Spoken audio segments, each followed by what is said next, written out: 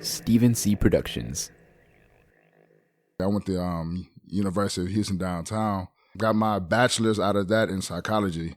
That was a nice little time. That was my introduction into the whole college life and being in that world and absorbing that and making friends that I have to this day from that part of my chapter in my life. And it was cool for me. It took me a minute, had some struggles, dealt with some people who doubted me because of the, being totally blind and just not being aware that we actually out here, we're capable. And I'm really big about that as well. So I had to fight for some things. I had to fight for some rights, but we did it. And for sure, made it through. You're listening to Talking from Experience. If you're an experienced listener, welcome back. And if you didn't know, you're about to learn. My name is Steven, and I am your host. On Talking from Experience, I'll be having casual, insightful, and entertaining conversations with community leaders, creative minds, and people from diverse facets of our society. My goal with every conversation is to help you learn about the world through their experiences. Today, I'll be talking with Joe Fleeks. I first knew him as an aspiring podcaster, and after working with him and his co-host, I knew he'd be a guest you'd enjoy. Aside from co-hosting 2 podcasts, he's on his way to becoming a licensed massage therapist and has a bachelor's degree in psychology. He's an athlete that loves to play baseball, and he happens to be totally blind. Joe is super cool and funny as hell. Check this out. I'm already feel like the mic's on, so I'm just been swagging. Yeah, man. What's up? Welcome to the podcast. For sure, man. I appreciate you even having me here. This is a joy. Just get to sit down and chop it up with you. And man, that's a bet. What you got going on? Man, right now there's so much we could get into actually, because you up to a lot, man. Like there's where you want to start? You want to start out massage therapy? You want to start out psychology, beat ball? Which one? All right, so we go from like most recent to, I guess I'm just gonna find out about me. But right now I am just finishing up the path of the massage therapy course. Here about to go take my license to actually be an official licensed massage therapist.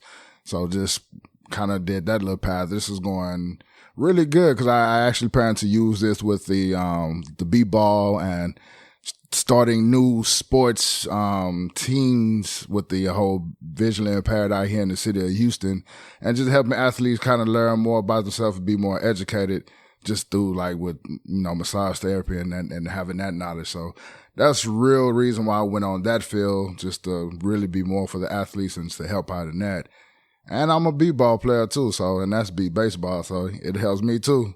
You know what I'm saying? Make my skills a little bit more, help my body out, so it's all good on that one. I'm actually been enjoying it. I got into the program last April, and I'm like 4 hours away from completing the internships and being done with that. So that's going rocking with that. But before that, I went to our actual university. I went to University of Houston downtown for a good little minute. Got my bachelor's out of that in psychology. That was a nice little time. That was my introduction into the whole college life and being in that world and absorbing that and making friends that I have to this day from that part of my chapter in my life. And it was cool for me. It took me a minute, had some struggles, dealt with some people who doubted me because of the, being totally blind and just not being aware that we actually out here, we're capable. And I'm really big about that as well. So I had to fight for some things. I had to fight for some rights, but we did it. And for sure, made it through. That's what's up, man. How does massage therapy play with sports? So you have the whole pregame warm-ups, which is actually sports medicine. So that's a different modality when it comes to massage. And with that, there's a setup to instructions and strokes that help athletes open their muscles up, stretch more, be more relaxed and ready for a game. You can also use it for injuries, just certain type of injuries to help be more relaxed for it, to release pain, just to help with the muscles, anything that's around it. And that's also like after game actually routine as well. That's just like for recovery time. So that's really how that kind of endures. It has like a pregame, in-game, and a after-game instruction to help out athletes on that. Okay, and what was it? Sports therapy? Yeah, sports medicine. Sports medicine. Okay, it's a sports medicine modality. Yeah, I heard somebody. It was actually on a podcast called If I Were You, and they were talking about like they got an email. One of the listeners was like, should I go to be a chiropractor or just continue this path that's going to lead me to do sports medicine? Yeah, they were like, man, I think you should continue on the sports path. It's like, because when you're a chiropractor, like nobody takes you seriously. I mean, my uncle goes to a chiropractor. You know what I mean? Shaq goes to a sports therapist. Not real.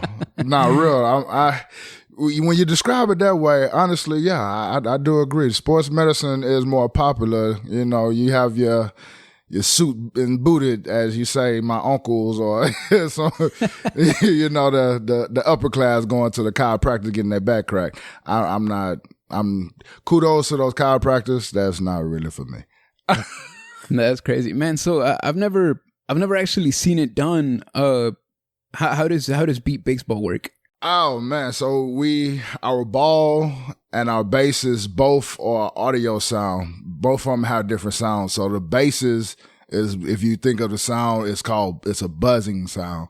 So that bad boy is just like that's the difference. And the ball is a beeping sound. So that's how you tell the difference between that. And we only our object of the game is to actually hit the ball. So every team has their own pitcher. So when you get into the game, you're blindfolded. Even when you're on the defense, you're blindfolded. And you hit the ball. And when you hit the ball, you got to listen for that base. And you don't know which base is going to get cut on because there's only two of them. It's only first and third. So once you hit the ball, you got to tune in. And if third is on, you run to it. If first is on, you run to it. And hopefully you get to the base before the defender out in the field, who also is blindfolded, is able to locate that ball by ear and pick it up with his body. All right. Man, that's crazy. I know, right? It's intense. It's cool. It definitely could be brutal at times, but I love it, though. So it is what it is on that. Yeah, I've heard hitting a baseball is one of the hardest things to do in all of sports. I would say hitting a golf ball, but baseball is up there. Yeah, well, sure. When people who play in the major leagues, like the pitchers are throwing like 95 mile an hour fastballs. You got to have some real eye contact, because I'm telling you, it's like the ball goes away, it disappears. Mm-hmm. Yeah, no, it really does. Any of the big league players will tell you, like, they're not actually looking at the ball when they hit it. Like, it's kind of a guess which way it's gonna go, because it's just going so fast. Yeah, they anticipate off the angle of the pitcher, and then they going for the gusto. Yeah, I mean that's the whole strike zone thing. I love it. Big Astros fans, by the way, for sure. World Series champs. Oh, you know it, but I was so excited. I'm telling you, I was watching the games during the whole, process. I was still in massage therapy, so I'm up at the clinic, and they's like, "You're watching?" Yes, I'm watching baseball. It's my Astros for sure. Got to get it in. Man, what are your thoughts on what happened in 2017? What happened in 2017? They took the championship away. I actually wasn't even aware of they actually stripped us of that. I know they was, the whole sign stealing, but my thing is, the people who left from our organization went to a whole another franchise and did the same thing. Went to another franchise and did the same thing. So it's like, to really punish us on what everyone else is really doing is kind of a common thing. Just some hating. Just some real hating. But, it is what it is. I mean, shit, we got caught up on that. That's something we should have done better at. I mean, we really shouldn't even relied on that to even win a game. But, hey, that's what it was, man. Shit, we got tapped for it. Yeah, I mean, I still don't fully understand how it's cheating. You know what I mean? Like, because say, like, they're throwing up hand signs or whatever to, hey, the ball's going to go that way or whatever. It's like, you still got to catch it. I mean, and you still gotta hit it and all this. Yeah. in the NFL, if a person makes an audible and the defense just so happens to know what that audible is, you know what that's called? A good defensive play.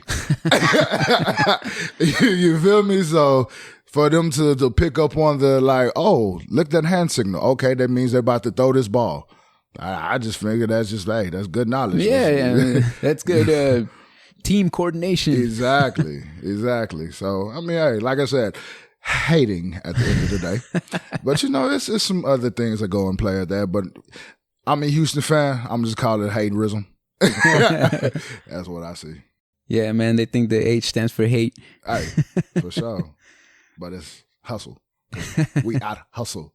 That's it, man. You know how long they practice to get the hand signs just right? Man, well, I'm telling you, that took all day. They probably was at practice like, I remember it's a pinky, then the index, then he swipes his whole palm. You know? And then he spits out the tobacco and then right. Then kick his feet up like, oh shit. There you go. That means the ball's gonna go to the left. Exactly. Gotta memorize this. We need this. Man, so what kind of work can you get with a psychology degree?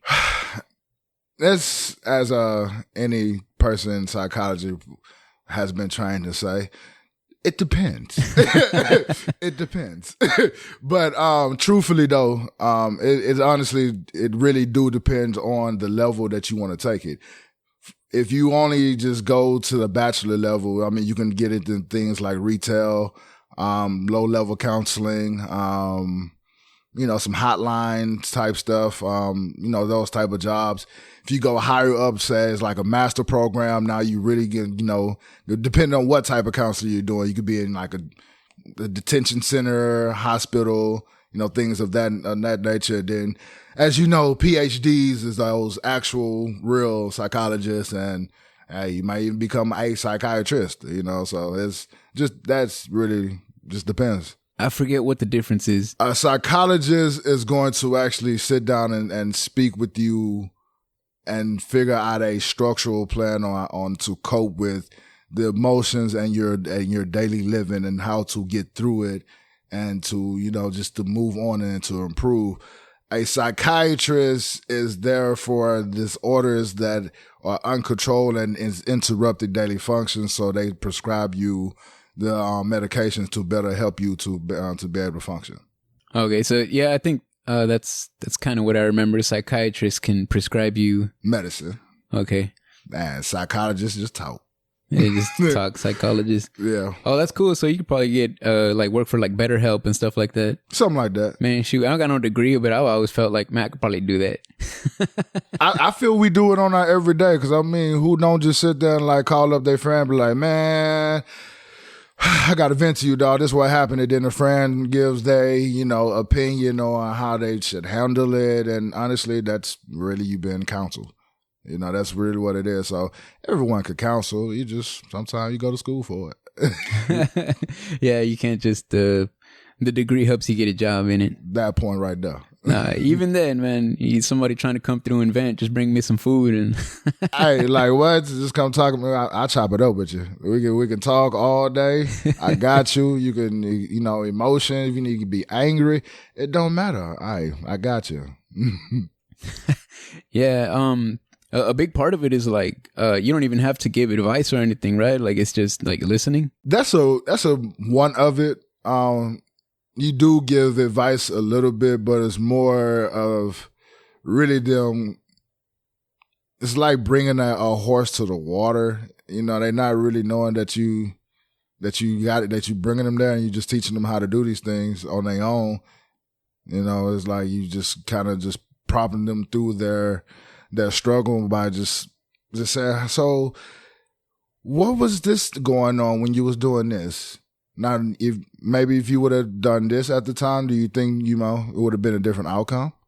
And it's like, you're advising, but you're prompting in a way and just letting them figure out like, okay, yeah, this probably would have, I think I probably would have done better if I would have made that choice instead of making the path that some people go down. Yeah, them come to their own conclusion. Yeah. That's crazy because I remember being a teenager and people being like coming to me and talking and stuff.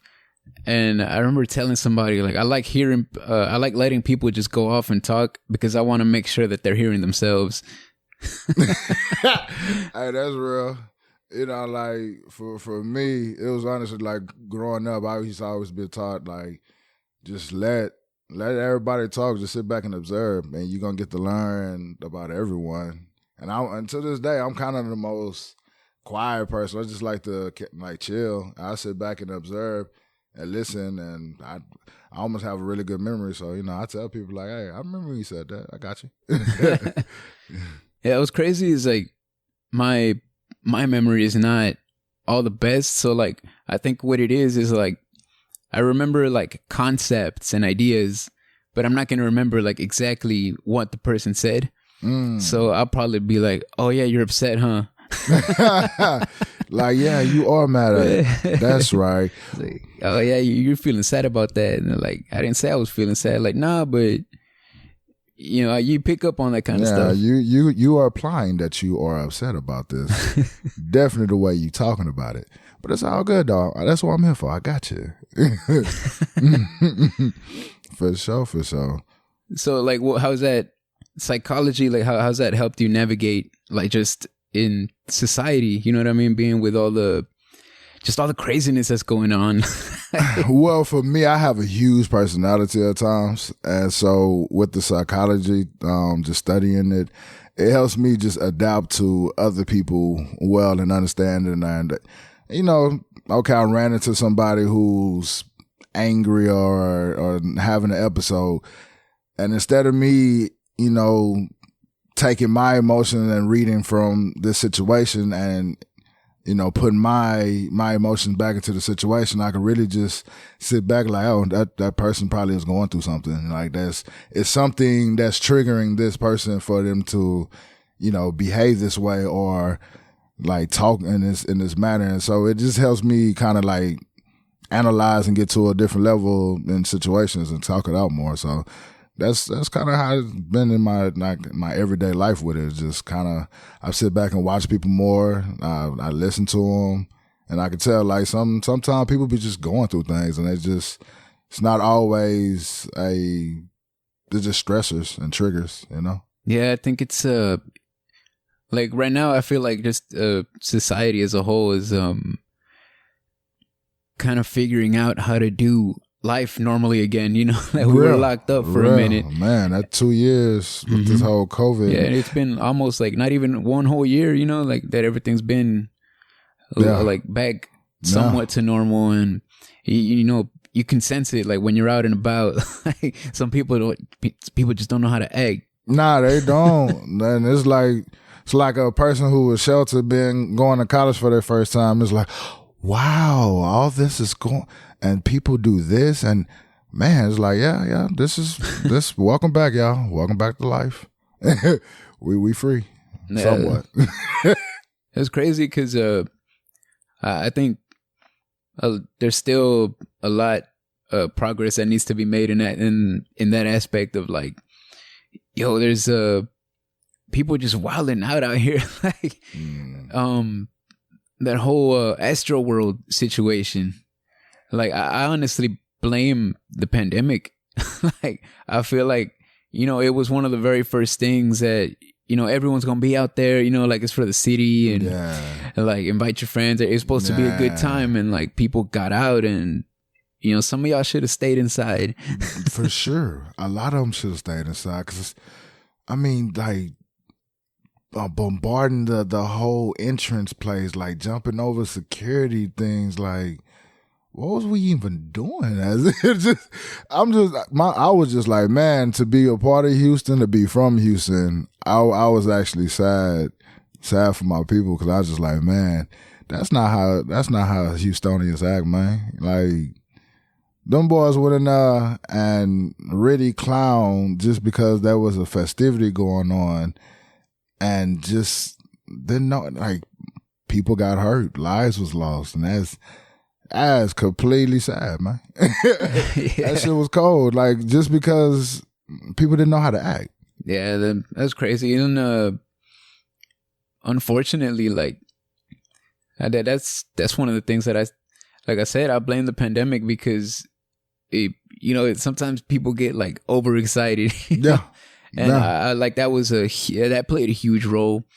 And yeah, it sucks that it had to happen in our city. Yeah. And now you got people going to the extreme, like they don't want to go out and do anything, which I mean, I don't blame them because it don't seem safe or like people have common sense or ain't just mindful anymore. Yeah, man. I felt that too sometimes. It's like, oh man, we got to go to Walmart from like, it's kind of ghetto at the like, man, I'm not trying to deal with these damn people in here.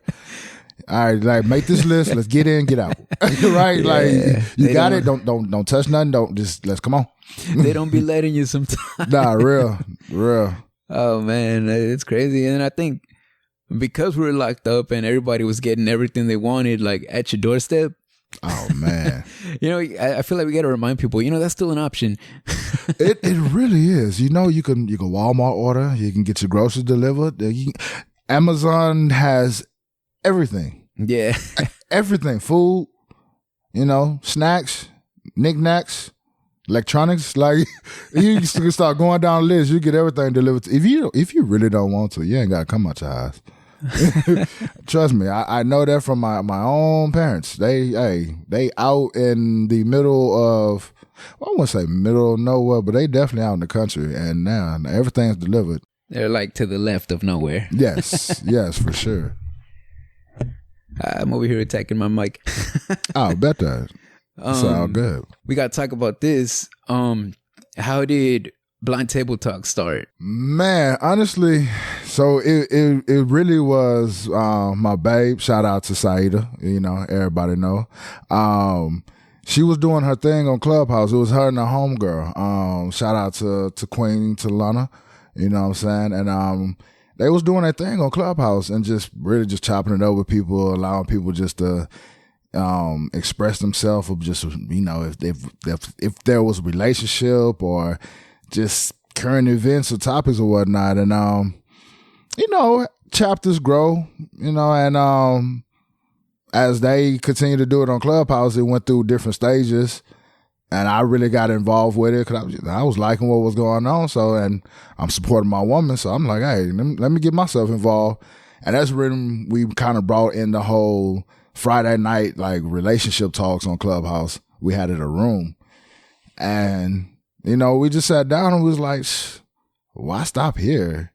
Like, we on Clubhouse. Might as well just make this whole thing a podcast. Like, people are really vibing with what we doing. They know we out here just allowing a platform to, especially for the blind and visually impaired community, to express themselves on just some traditional, natural topics that it mostly, is talked about in the sighted community, and the sighted community don't believe that we do the same thing. Like we know different. We just don't have any sight or less sight. That's the only difference in that. So we decided to make it a podcast and allow people to talk and express. And me and Babe talk about different things because we both went from the sighted world into the blind community. So we still have some visual memories and kind of some visual ways of speaking. So it's just pretty much how that just came about. And now we're growing, and it's a beautiful thing. Like real talk, I've been loving the journey. Yeah, man, it's really fun. I always enjoy listening to it. One of the reasons I got into that I wanted to start doing podcast editing is because like I just consume so many podcasts. Yeah, and I'm like, man, what if there was a way for me to like be the first person to listen to a brand new podcast before it comes out? Legit. And I was like, you know what? I'm going to start doing this for people. And I've gotten to hear some good stuff. I've gotten to hear some podcasts that have never been released. Yeah. I could imagine so, especially being an editor. I'm sure we have some things in the vote that just, it's not gonna come out probably. But hey, I've enjoyed it, just recording a lot of shows and really figuring out our platform and our table setting, and it's been a good thing. And we have you on the squad, and I mean you've been making our sound a lot more sharper, and it's been blessings, man. It's been lovely, and people been showing love and the support. and just babe with her beautiful self, and just, it's been tight. Like, I've been enjoying it for real. Yeah, man, I really like the community you guys are building. Like, just all the people that come through and, check in and just like, not only show support, but like they're out here like trying to get involved too, Real. Like, I'm just everybody, and that's what it's about. Cause we have some, we have people in our community that's really high achieve, which is awesome, blessings. Then you also have some who are just, what we like to call our everyday people, just living and, moving through life, and so we want all of that to be reached, every stage, like every part of it being represented from our community. So, other communities can see like, man, they really are no different, just their sight. Yeah, man, I feel like it's all people with disabilities. Like, I was actually doing one podcast with my homeboy, shout out to Ryan Richard. He he talks about in one of his episodes, like what it's gonna be about is like, yeah, man, like some people don't think that people with disabilities be out here doing stuff, but he's like, hey, we got jobs, like we go shopping, like he like some of us are CEOs, we're business owners, we're entrepreneurs, self-starters. Yes. Like some of us don't do crap. Just like some of y'all. Yeah. Don't do nothing. But it's okay though, because I mean, some just enjoy to go to like organizational support groups, and that's fine. I mean, everybody had those, everybody. Yeah, it's crazy. See, I grew up around blind people, like everyone, well, not everyone in my family, but like I come from like, my mom was blind, her dad was blind. Wow. I got my uncle who's blind. Okay. And like a lot of my cousins and stuff like that are all blind or visually impaired. And so I grew up around it. Like to me, it's been normal. Yeah. Like I never saw like just a lot of people with disabilities. Like I ain't never look down upon or felt pity upon anybody with a disability. Legit. Because they'll screw you over just as fast as anyone else. I'm telling you, they'll get you. Hey, get you blind, like we say. But for me, I didn't lose my sight until I was 16 in 2006. I never even, like, of course we knew that was disabilities, but I just wasn't aware of it.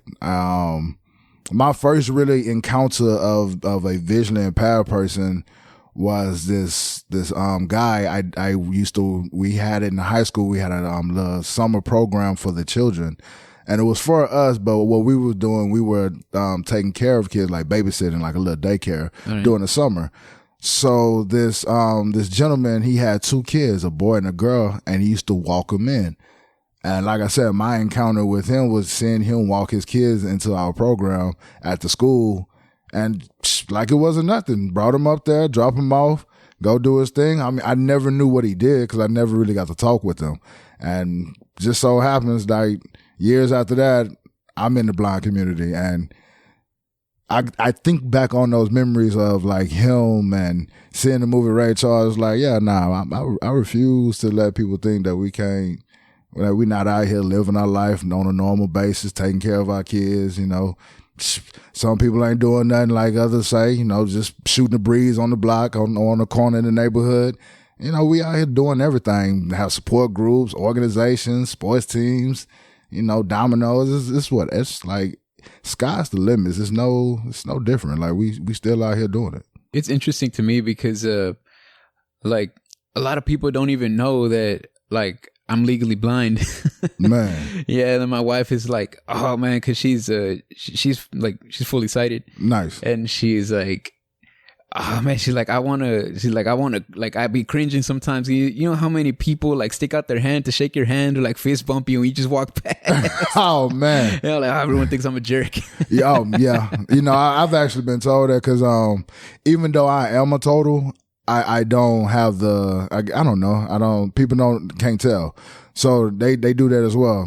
Try to do a little fist bump and I ignore it. I'm not ignoring it. I didn't see it. You gotta like, hey, I'm fist bumping. Oh, bet. Let's dab up. Yeah. If you just gonna throw it out there, yeah, you might get that cold one, dog. And yeah, my bad. A little friendly fire. Yeah, man. I have that before too. Like, especially with I've hung out with like a group of people that I only knew one person, you know. So I had to like I walk in, I'm like, I'm gonna make a disclaimer. Y'all try to shake my hand, y'all try to fist bump me. I'm not ignoring you. I'm just blind. real. You just gotta drop that on the table in the first place. Just like, hey, let it be known. This is what it is. It's like I'm not trying to be mean. yeah. Just what it is. So don't take it some type of way. It's crazy out here, man. For sure. Hey, still gotta get it in. I know it's hard out here for a pimp. How's BVI empowered, man? That's actually been marvelous. You know, the people that we've been interviewing with, the stories that I've just been able to witness and listen to has just been so like empowering and just impactful in a positive way. Cause, you know, everybody goes through their own thing. Everybody has life, and in that life there are struggles, and everybody has different struggles. But, you know, we seem to have the same emotions though, like sadness, you know, anger, you know, things like that. And then it's just how you react to it and get past it. And so just to hear, you know, a lot of these people's stories that we interview, how they got past those emotions and, you know, that point of period in their life of that struggle, and they moved on, and now they're in a different chapter, you know, just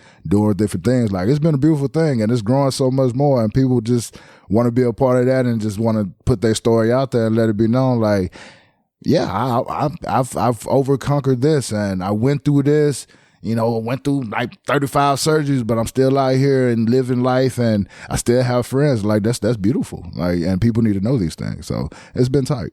When I edit those episodes, so many times I just stop and I'm like, shit. Yeah.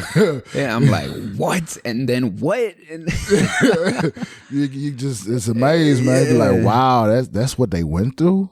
Yeah, I be telling everybody, like, man, like, you think your life is hard, man. Hey, what? I'm telling you, when you witness these stories and listen to them, it humbles you. It's like, yo, there's no reason why I should even, I'm going to go through something, but I can pick myself right back up and continue forward. And there's no reason why I can't. Yeah, it's crazy that you brought up about the emotions, because I say it all the time. I'll say it on the podcast a bunch of times. That's true. Like, exactly what you said. Like, we might have different experiences, but the emotions are all the same, man. No, for sure. I mean, that's a beautiful thing, because like we can all relate on that aspect. That's what makes us human. And that's the thing that everybody has to realize, that our emotions are the same. Like, even though our story is different, it's the emotions, and that's how we do relate. Like, oh man, you had anger at this time? How did you get past that anger? Like, what did you do to deal with your anger? You know, or what did you do to deal with your depression when your lights went out or something, you know, whatever the situation might be, just the emotion that came with that situation. And that's what we have to learn, that we all put it out there, and we all have to listen to each other and learn from each other and how to deal with that. Heck, sometimes you don't deal with the emotion. Like, sometimes you just, sometimes that chapter just ends. Yeah, for sure. Like, you never got over it. It was it just ended. And it's like, oh, you know, time for something else. But it's like, damn, that sucked. Yeah, we call that a scar. That sits in the back. You forget about it, and sometimes that scar might come back when you rub on it. You know, like, man, I remember that, but oh well, just let it be. It's a scar. It's over. It's gone. Yeah, it's crazy. Like that's something that's been boggling my mind recently. Is like, yo, sometimes some things happen, and you just kind of have to, okay, that happened, and like move on. Yeah. So it was like New Year's Eve, right? Everybody popping fireworks and stuff. Tell me why some people, they got firearms, right? And like, why they got to shoot them up? Yeah. And like, I was outside with like my wife and her family, and we're trying to like pay attention to the fireworks or whatever. Real. Yeah, people come out talking about pop, pop, pop, pop, pop, pop, pop. Ooh. And then it's just like, yeah, we could have died just now. Yeah. And it's like, yeah, that happened. Okay, you know. Yeah, we weren't hit. It's, you know, it's all good. So yeah, let the moment pass, because it could have been worse. Because I mean, I just listened to you telling me that. I mean, like, man, I probably been like, man, I probably want to go say something, but nah, you got past it. Everybody lived. Nobody wasn't hurt. So Cause I'm still learning that to this day.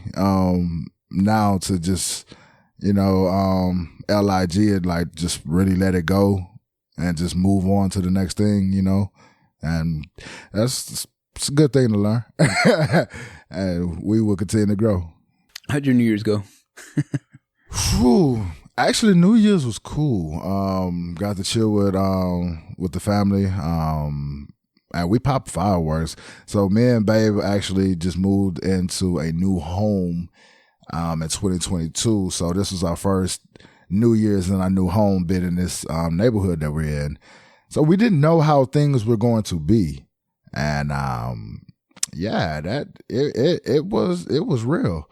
Like they was popping a bunch of fireworks and it was loud. It almost sounded like a war, but it was fun. New Year's was cool.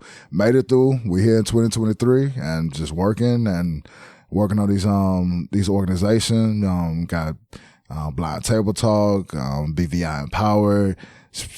Even got BPN going. Just working on a lot of things, and I'm just about to get back into my whole beat baseball thing for the year. Now that's about to come back up. So the New Year's went well. Now it's working on 2023. Is there like anywhere like people could tune in to like watch or listen to the games or? Yeah, so you can actually look for the NBBA lives now. We're on YouTube. Certain teams have YouTube pages, like Bayou City Heat has one on YouTube.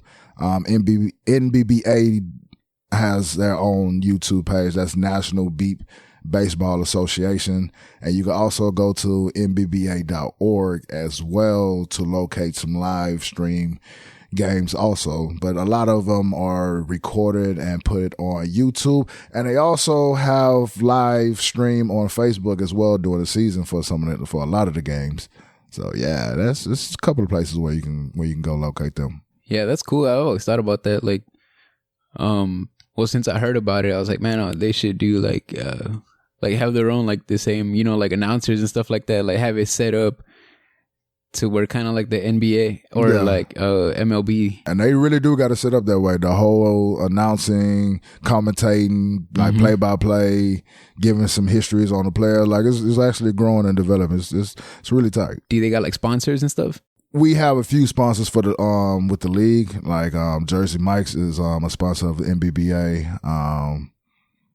ESPN was like part of it, stuff like that. So we have a few sponsors and it's growing more. That'd be crazy having like how ESPN got a bunch of channels. I know. I'm telling you, I'm waiting for the day for them to say, all right, so the NBBA games are going to be televised on ESPN. Right. Let's go.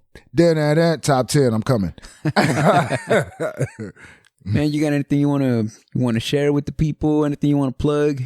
I'm gonna plug. I got a shout out to my Blind Table Talk, BTT. You can find us on any of your podcast platforms. Got to give a shout out to our BPN. We have professional people in our community. So big shout out to that. To all our Houston people, Haven. What's going on? What it do? Bayou City Heat. Big shout out to everybody and. Have a blessed year, y'all. All right, man. Appreciate it. For sure. The whole sit down and get to chop it up, like, this is pretty cool. I appreciate you even having me a part of, the podcast. And, hey, this what's up. Just to invite me out and boys get the, your listeners get to hear who Joe Fleeks is. My man, Joe. The pleasure was all mine, man. I had such a good time. If you like listening to the man Joe Fleeks, check him out on Blind Table Talk and BVI Empowered. Links to those podcasts will be in the description. Also in the description, as always, links to my social media. Remember to follow the show on Instagram, TFXPod, and there is a newly created Facebook page that is TFXPod as well. Go show me some love on Facebook. That's where I'll be posting all the links to new episodes, sharing some stuff that I think is cool, and it'll allow you to share the show with everyone you know, because, who's not on Facebook? One more link, and I keep forgetting to bring this up. I was supposed to tell you guys about this last time, but the conversation I had with Jonathan Royal, he is episode 14, Ultimate Hypnosis. That's all on video on his YouTube channel. I'll link to that because it's actually an extended version of the interview where he performs a really cool magic trick. And I might just share a clip of that on the Facebook page. So go follow it. Thank you so much for listening till the end, and we'll talk next time. Bye-bye.